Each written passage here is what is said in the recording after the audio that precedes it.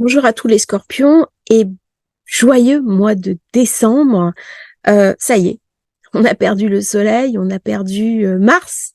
Ils sont passés dans le signe d'après, mais on reçoit toujours les influx positifs qui nous ont éclairés pendant plusieurs semaines, nous amenant un gain de joie, d'activité, de positivité.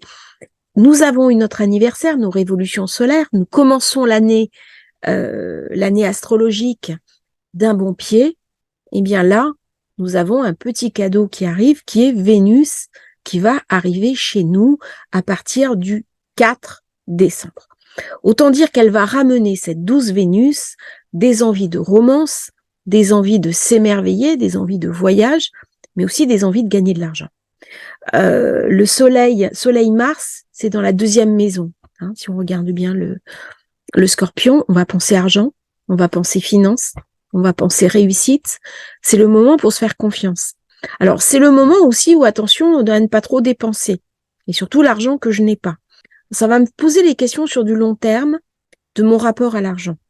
Ça va venir me questionner aussi sur le scorpion, euh, l'argent de la maison 8, l'argent de l'autre, l'argent des autres, l'argent de la spéculation.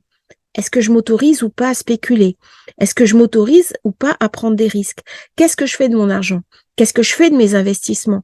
Comment je vois le monde à travers ça? Vénus, elle vient me parler d'amour, d'affectif, de l'autre, de l'équilibre. Elle vient me parler d'éthique. Elle vient me parler de rencontres affectives. Forcément, si elle est en scorpion, eh bien, les scorpions célibataires, il y a l'opportunité peut-être de rencontrer quelqu'un, d'avoir une jolie romance, de faire une rencontre pour le 31, d'avoir un flirt. Quelqu'un qui vient du passé aussi, qu'on peut revoir, qu'on peut retrouver. Elle vient me parler de tout ça. Donc, c'est très positif. Mais elle vient me parler aussi d'autres choses. C'est quels sont les moyens que tu te donnes pour te maintenir en vie, pour maintenir ton corps en vie. Est-ce que c'est uniquement une survie? Est-ce que c'est une vie? Est-ce que c'est une ambition? Pluton est toujours dans le Capricorne. Et bientôt, hein, l'année prochaine, il va passer en Verseau. En Verseau, Uranus qui est le troisième maître du Scorpion. Uranus qui se trouve en face de moi. Je sais pas ma révolte. Elle est en face de moi. Comment puis-je la saisir? Comment je puis saisir ce Jupiter qui peut venir éclairer mon soleil? Quand j'ai une opposition, je reçois l'influx contraire, mais à condition que je prenne l'influx contraire comme un miroir qui vient me raconter et transformer ce que je suis. Et à partir de là, eh bien, le Scorpion va recevoir beaucoup d'énergie positive durant ce mois-ci. Même si Mercure, eh bien, il va passer rétrograde à partir du 12. Alors, en général, le Scorpion, il aime pas trop Mercure rétrograde. D'abord parce que lui-même, c'est un signe qui est quand même très pulsionnel, très très très sensoriel, très affectif. Donc, la trop grande méditation, le côté très déconnecté de Mercure, le Scorpion a un petit peu du mal. S'il est vraiment très plutonisé. Uranus a un peu plus de facilité. Mais là, à partir du 13, Mercure rétro, eh ben, ça va bloquer un petit peu. Ça va bloquer, d'autant que Mercure est dans la troisième maison. Alors là, je peux avoir la dent dure, je peux m'engueuler avec les autres, je peux avoir des conflits avec mon entourage, avec mes frères et mes sœurs. Et pendant les fêtes de Noël, les fêtes de fin d'année, il va falloir faire attention parce que je peux m'emporter. Je peux rentrer brusquement dans des excès qui sont portés par Mars Soleil. J'ai beaucoup d'énergie. Hein. Donc attention à son caractère, attention aux mots qui blessent. Par contre, Mercure ne vient pas me raconter que ça. Il vient me raconter aussi les petits déplacements, les petits déménagements, les envies de week-end. Donc je peux avoir envie de voyager comme ça, 2 jours par-ci, 3 jours par-là, partir sac à dos, et puis aller m'émerveiller un petit peu du monde.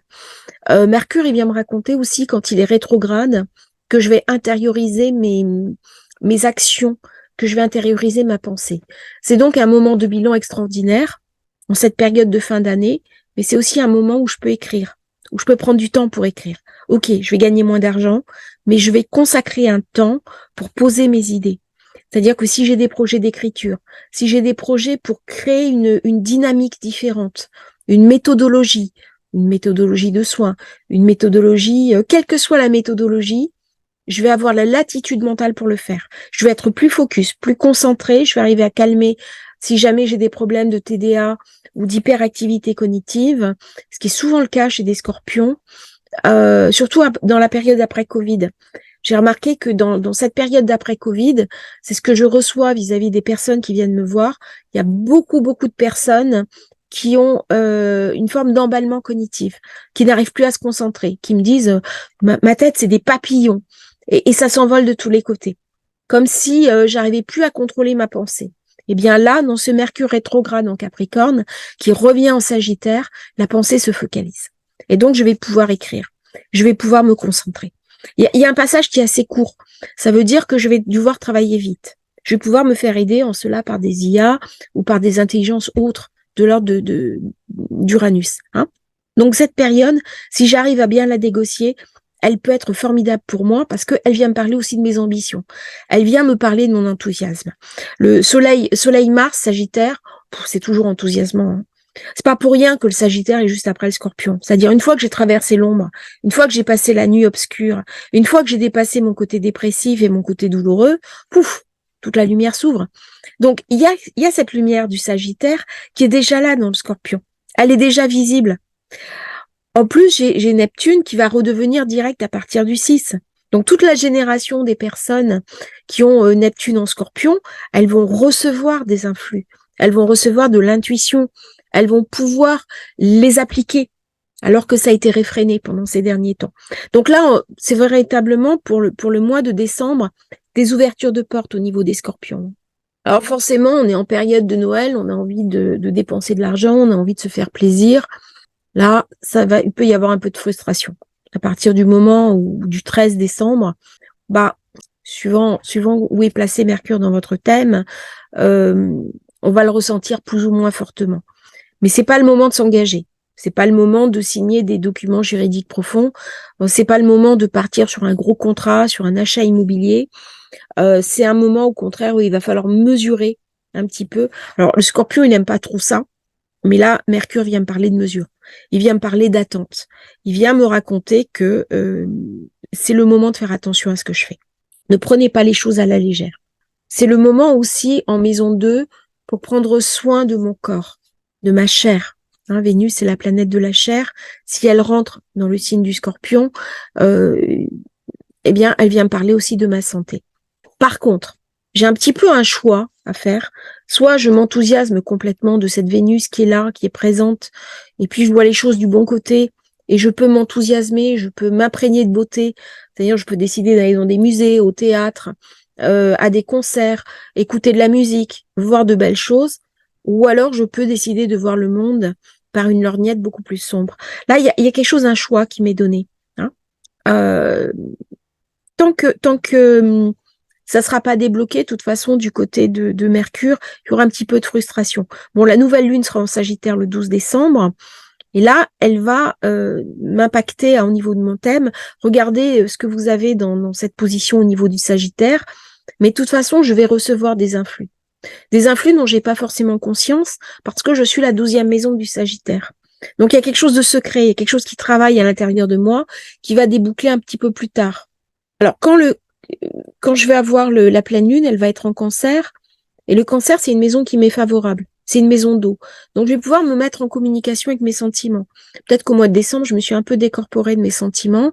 Je les ai mis un petit peu à distance. Et oui, si je suis dans l'argent, dans le financier, dans le pouvoir, je suis pas forcément dans l'affectif. Donc là, il va y avoir une forme de réajustement, hein, au moment de la pleine lune.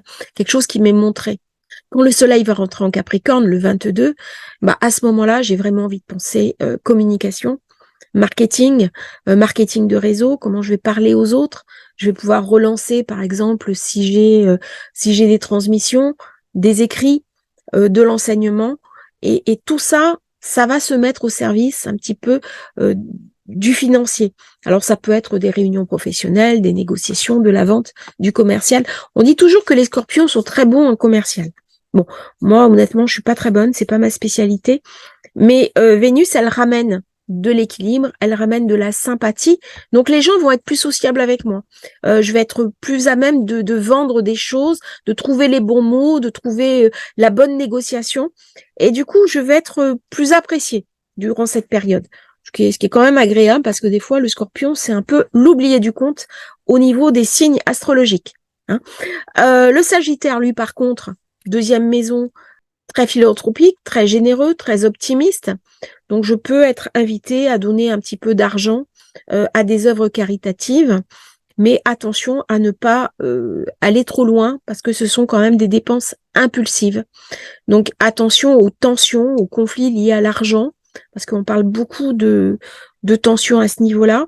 Si on me doit de l'argent, c'est le moment de le réclamer, c'est le moment de lancer un procès, par contre. Mais attention à ce que les questions d'argent n'entraînent pas des disputes, notamment au niveau de la famille.